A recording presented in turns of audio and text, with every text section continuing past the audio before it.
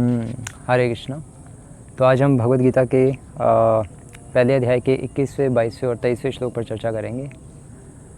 20वें श्लोक में हमने चर्चा की थी कल कि अर्जुन बहुत उत्साह के साथ अपने कपि ध्वज पर बैठे, रथ पर बैठकर बहुत उत्साह के साथ अब धनुष उठा रहा है और धनुष उठाकर पूरा युद्ध करने के लिए तैयार हो रहा है। बहुत एंथुजियास्टिक था, पूरा जोश से भरा हुआ था, लेकिन उसके दिमाग में पता नहीं क्या आया, इसीलिए 21, 22 और 23वां श्लोक है।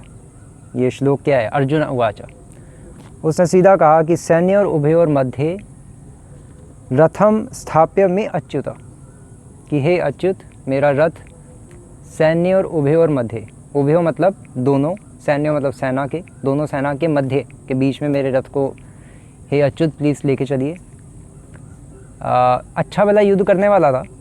पिछले श्लोक में उसने बोला कि प्रवृत्ते शस्त्र संपाते, संजय कह रहे थे ना कि वो शस्त्र अपने उठाकर युद्ध में प्रवृत्त होने ही वाला था कि उसने अचानक से भगवान को कहा कि भगवान मेरा रथ दोनों सेनाओं के बीच में ले चलिए। मतलब ये तो वही बात हो गई जैसे फॉर एग्ज़ाम्पल हम जैसे डिवोटीज़ या जो बिल्कुल नए डिवोटीज़ जो होते हैं, अभी जो नए नए जुड़ते हैं इस्कॉन से, वो क्या करते हैं, वो अपना चैंटिंग कर रहे होते हैं, हरे कृष्ण कृष्ण कृष्ण हरे हरे, हरे राम राम राम हरे हरे, और फिर सोचते हैं कि चलो 2 मिनट मैं 2 मिनट बस ये अपना व्हाट्सएप और फेसबुक चेक कर दूँ। बिल्कुल नए नए में तो भक्ति ऐसे ही होती है, बस वो 2 मिनट चेक करने के चक्कर में फिर व्हाट्सएप से फेसबुक, फेसबुक से यूट्यूब, यूट्यूब से ट्विटर, ट्विटर से इंस्टाग्राम, बस घूमते ही रहते हैं और उनके सीधा 2 घंटे ख़त्म हो जाते हैं। फिर उनको पता लगता है हमारी तो 2 ही माला हुई हैं कुछ होता ही नहीं है। तो उसी तरह से एक्चुअली अच्छा भला युद्ध करने वाला था अर्जुन, उसने बस उसके दिमाग में पता नहीं क्या आया, उसने कहा भगवान 2 मिनट में देख तो लूँ किस किस से लड़ना है। उसको पता ही है किस किस से लड़ना है, क्लियर है, कोई नई बात थोड़ी ना, लेकिन उसका ऐसी मन ललचा गया, बस उसने थोड़ा सा देखना चाहा, पूरा फिसल गया। बस फिर तो धीरे धीरे आगे क्या होगा आपको पता ही है वो आगे के श्लोकों में हम चर्चा करेंगे। बट उसकी तो हवा खिसक गई, अपने रिश्तेदारों को देखकर ये हो गया वो हो गया, कंफ्यूज हो गया पूरा, पता नहीं क्यों देखना चाह रहा था वो। एक दृष्टिकोण ये भी है, जैसे हम कभी कभी सोचते हैं बस 2 मिनट देख लें, 2 मिनट, तो 2 मिनट करते करते 2-4 घंटे हो जाते हैं। तो इसलिए इसलिए उसने कहा कि सैन्य और उभयोर मध्य, कि मेरा जो रथ है वो दोनों सेनाओं के बीच में ले चलिए।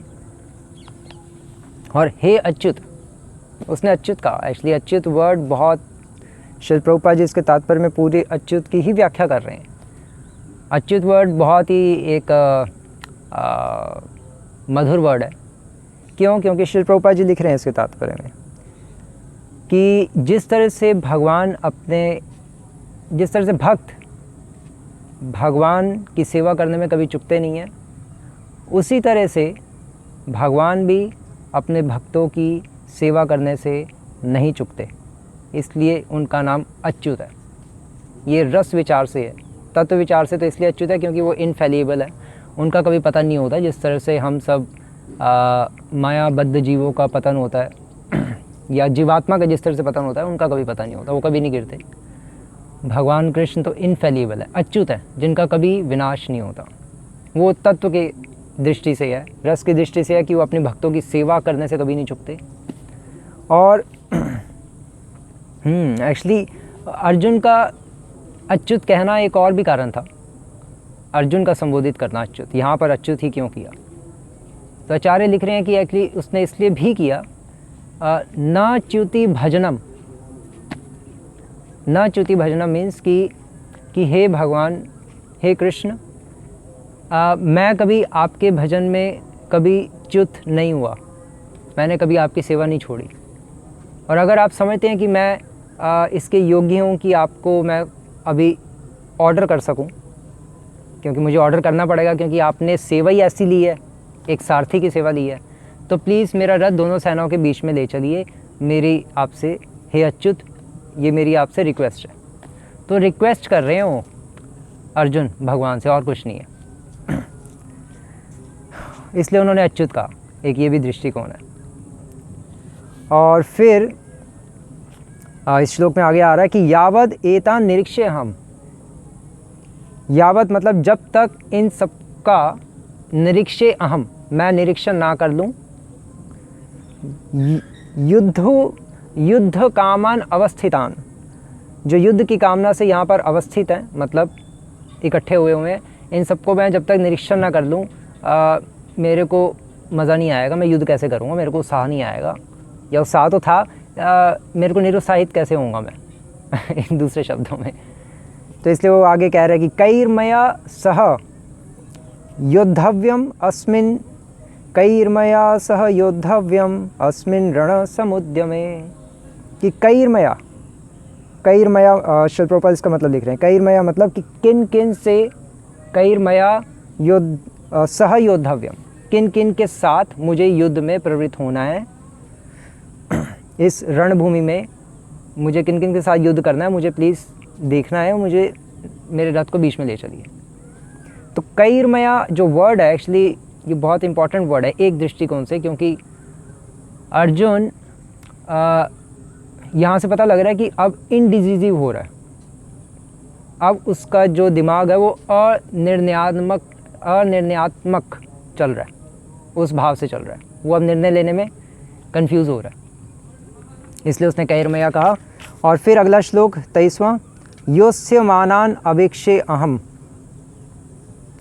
य एते अत्र समागतः, कि हे भगवान जो यहाँ युद्ध करने वाले इकट्ठे हुए हैं उनको मैं अवेक्षे अहम, उनको मैं देखूँ तो, एते अत्र समागतः, जो यहाँ पर सब इकट्ठे हुए हैं, किस लिए इकट्ठे हुए हैं, धार्तृ राष्ट्रस्य दुर्बुद्धे युद्धे प्रिय चिकीर्षवः, जो धृतराष्ट्र के दुर्बुद्धि पुत्र की, दुर्बुद्धि पुत्र मतलब दुर्योधन इत्यादि, इन सब पुत्रों की को प्रसन्न करने के उद्देश्य से यहाँ इकट्ठे हुए हैं, उन सबके मैं देखूँ तो कौन कौन बेवकूफ़ हैं।